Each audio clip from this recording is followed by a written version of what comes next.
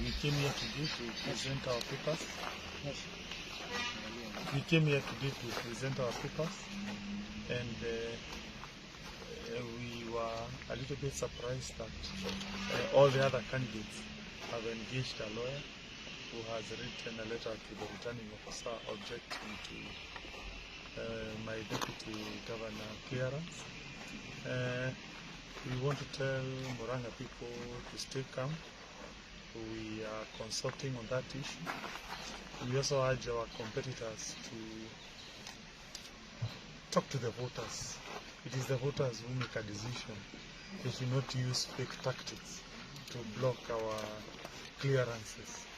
We also want to assure our supporters that we are looking at that issue. We still have a lot of time legally, today or even tomorrow, the time set by law, and therefore technically we are consulting, but we are telling our supporters not to stay calm, that we are still on course. And most importantly also, our competitors, it is a shame that they are aiming their guns on my deputy. She's a very competent lady. She worked at the University of Nairobi for so many years, and to them, they should await the verdict of Murang'a people August 9, 2022, instead of aiming their attacks on the Dr. Winnie. Yeah, you know, it is for me, those are illegal, immoral tactics aiming at blocking us. This is part of the government's effort to veto our ticket, but UDA remains strong. Yeah. Despite the tribulations where they met, our competitors met, they hired a lawyer, they started now coming up with fake allegations against my deputy governor. And how I wish those allegations were leveled against me. Yeah, they are being leveled against my deputy. And she's just a woman, and she has done nothing wrong. She has done nothing wrong. And in fact, for me, we are very proud that she has worked at the premier most university. Yeah, and the allegations they are making has nothing to do with her integrity. It's an issue of when did she resign. Yeah, we have evidence she resigned on time, but they are still making. And gone through your documentation, and we notice two major issues. Number one, notice that you don't have a degree certificate. Now, I refer to Section 22 of the Elections Act, 22.2, which provides that a person may be nominated as a candidate for election. Deputy county governor or a deputy governor, if the person is holder of a degree from a university recognized in Kenya. The provision is that you must have a degree and give us a copy.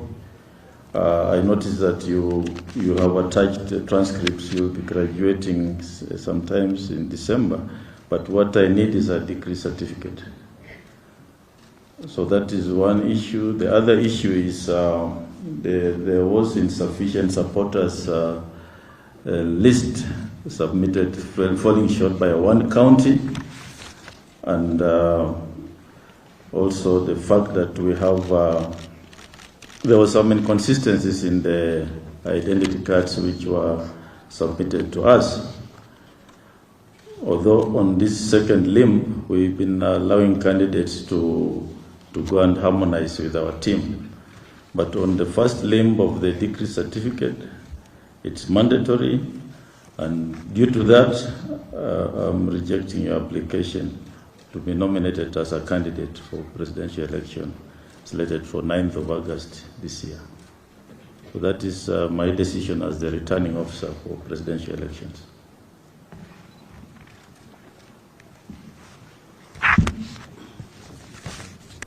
I don't know whether you wish to say anything.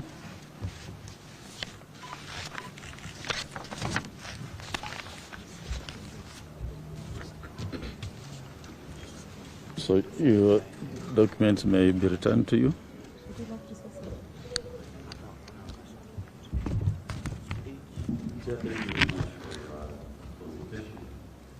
Just wish to indicate that the requirement you read on the university degree speaks to equation, the equivalent of a degree. And a candidate having concluded his studies and obtained all the marks, he is equal, he has made the equation test. And the Commission of University Education has made a determination on that and communicated to you in respect to that university degree. That's number one. You set up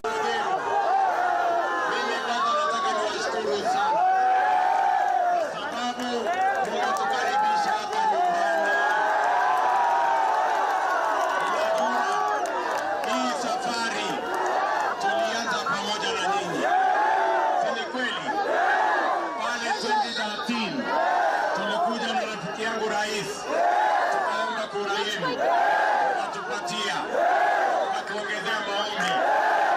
Leo nimekuja kusema asante sana.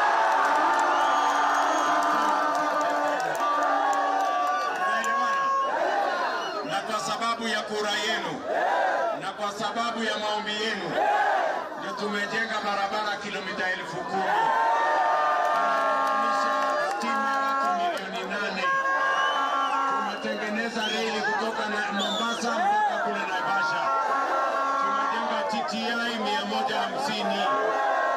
Mimi nataka niwaambie asanteni sana watu wa Udhero, watu wa Dagoretti, na mimi nataka niwaulize, si mnajua tarehe 9 mwezi wa 8 tuko na nafasi ya kuunda serikali nyingine?